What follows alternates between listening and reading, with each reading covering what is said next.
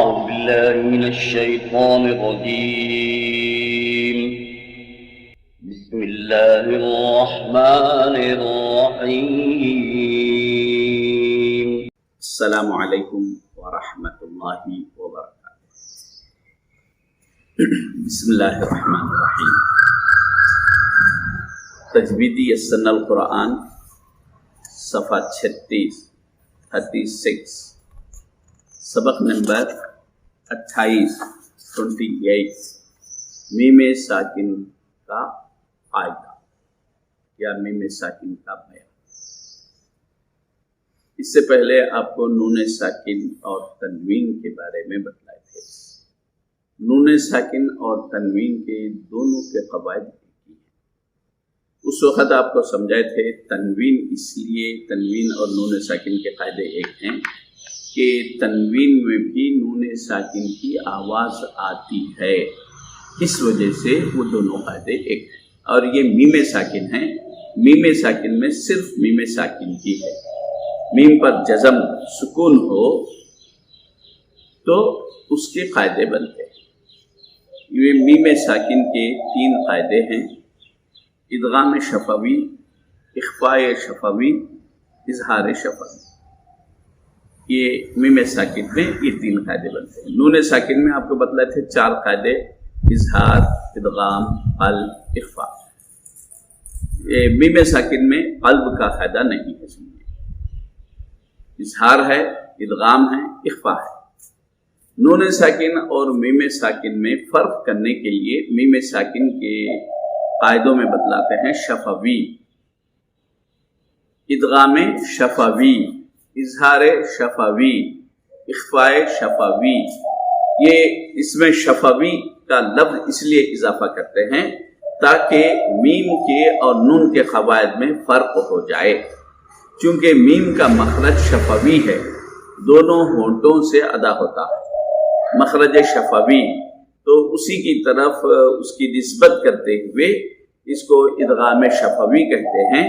ادغام شفوی کہنے سے اب بچے کو خود بخود سمجھ میں آ جاتا ہے کہ یہ میم کے قاعدے ہیں، نون کے قاعدے نہیں ہیں۔ میم ساکن کے بعد میم آئے تو ادغام شفوی ہوگا۔ ادغام شفوی کا مطلب ادغام مع الغنہ، ادغام مع الغنہ، یعنی میم کی آواز کو ناک میں گھماتے ہوئے بعد کے میم میں ملائیں۔ اب میم ساکن کے بعد جو میم آ رہا ہے تو بعد کے میم کو تشدید آ جاتی ہے، تو وہاں پر میم ساکن کے بعد میم آنے سے تشدید دے رہے ہیں۔ اب بچے کو آپ سمجھا سکتے ہیں، اس سے پہلے تمہارے کو یہ بات بتلا دی گئی تھی کہ میم کے اوپر اگر تشدید ہو تو میم مشدد کہتے ہیں، اس کو غنہ کر کے پڑھنا ہے۔ تو یہاں پر بھی جو ہے نا ویسے ہی غنہ کر کے پڑھیں گے۔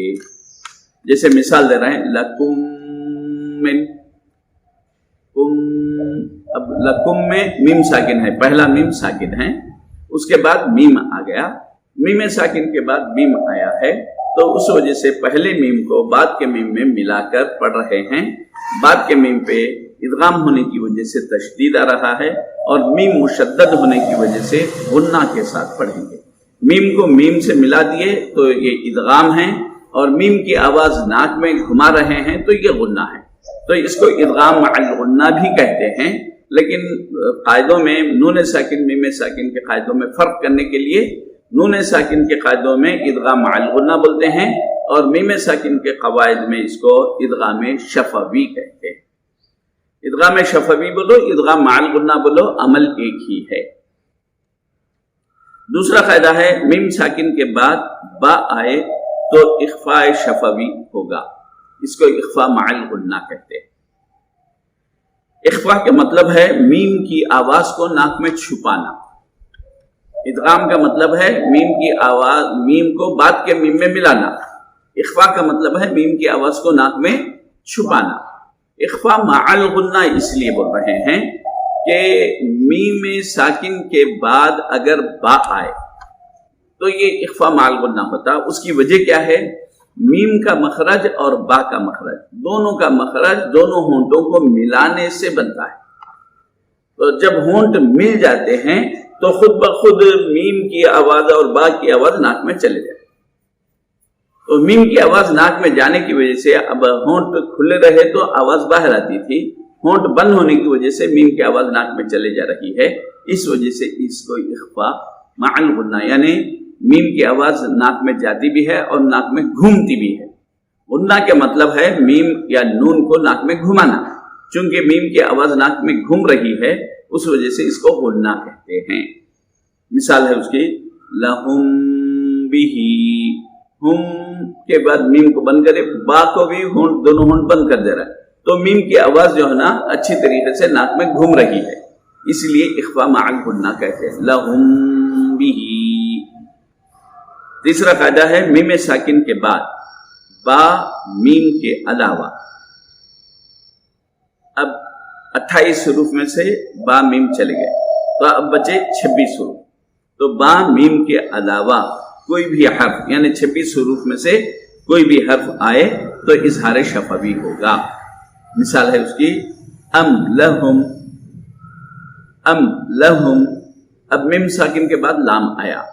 اب بچے کو یہاں پر یہ سمجھانا کہ دیکھو آپ کو میم ساکن کے بعد میم آیا تو ادغام بولے، میم کے بعد با آیا تو اخفاء بولے.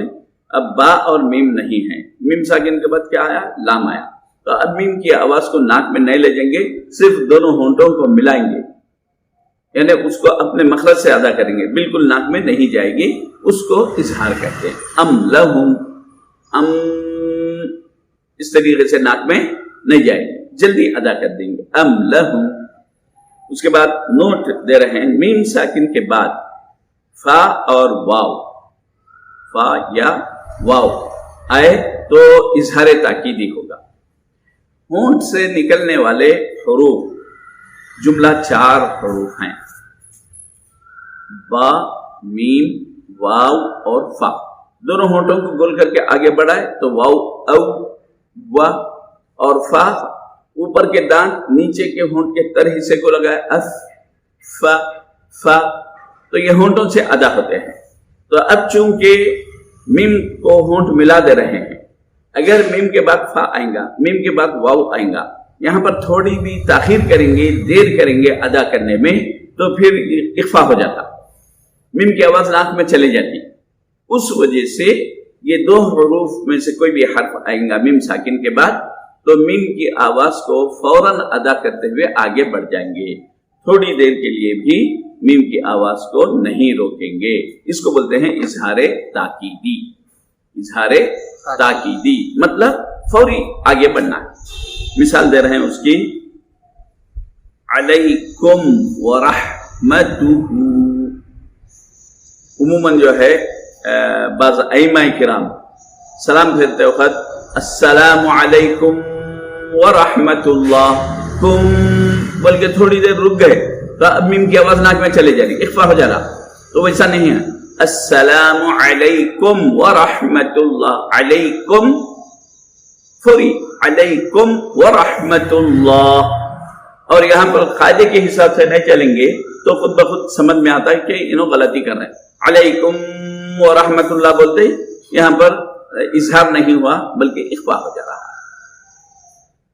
اب اس کی مشق ہے آپ لوگوں کو، یعنی بچوں کو جو ہے نا سمجھانا مثال دے کر. جیسے لکم من، میم ساکن ہے، دیکھو میم ساکن کے بعد میم آیا، تو میم ساکن کے بعد میم آنے کی وجہ سے ادغام شفوی ہو رہا.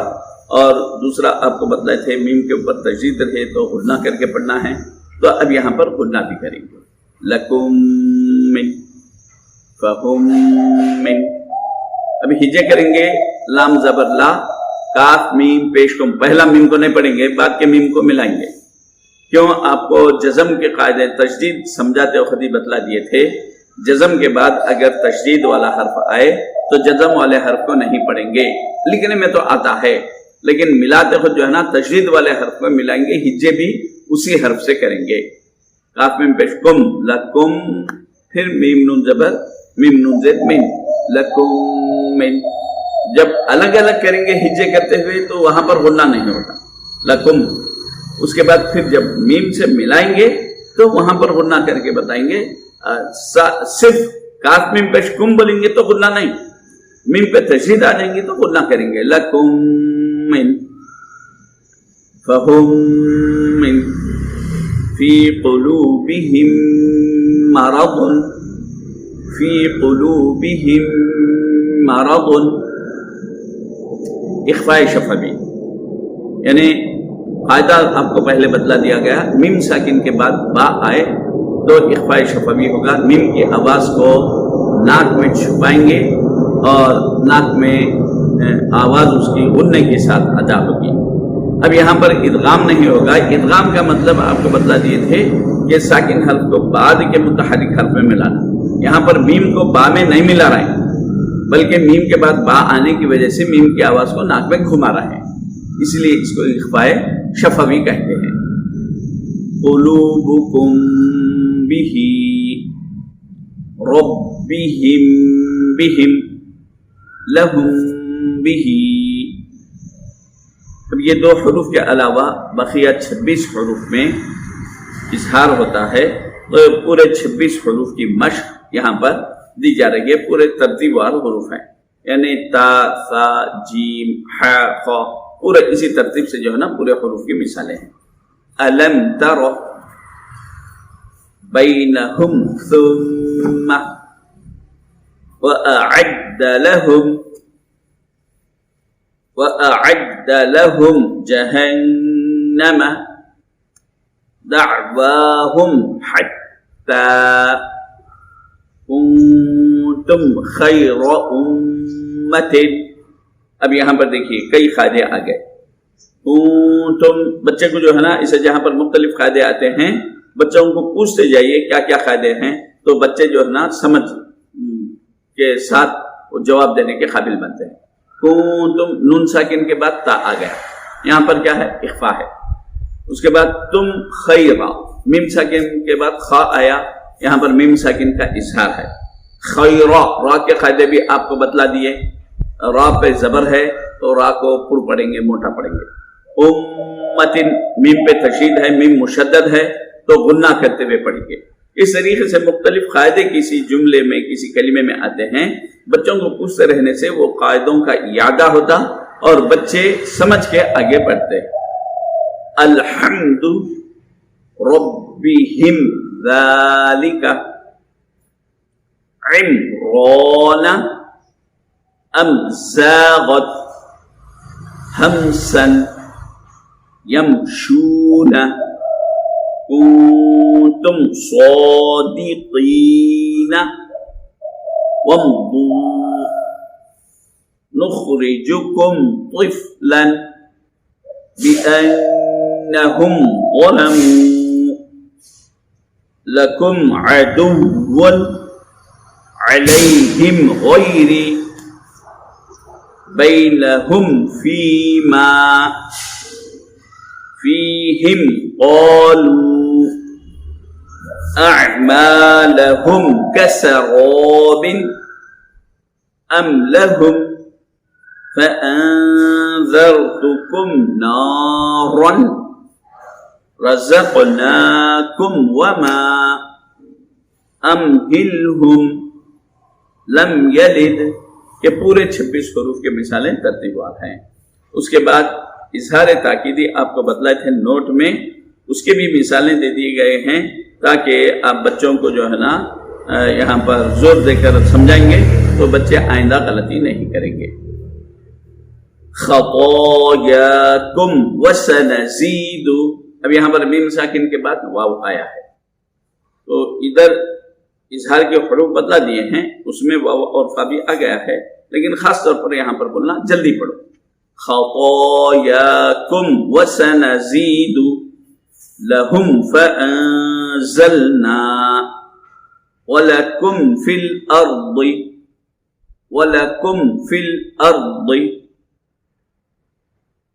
بہم ویمدہم. یہاں بھی دیکھیے وَلَكُمْ فِي الْأَرْضِ میں میم ساکن کے بعد ف آیا, اظہار تاکیدی ہے. بِهِمْ وَيَمُدُّهُمْ میں میم ساکن کے بعد واو آیا, یہاں بھی اظہار تاکیدی.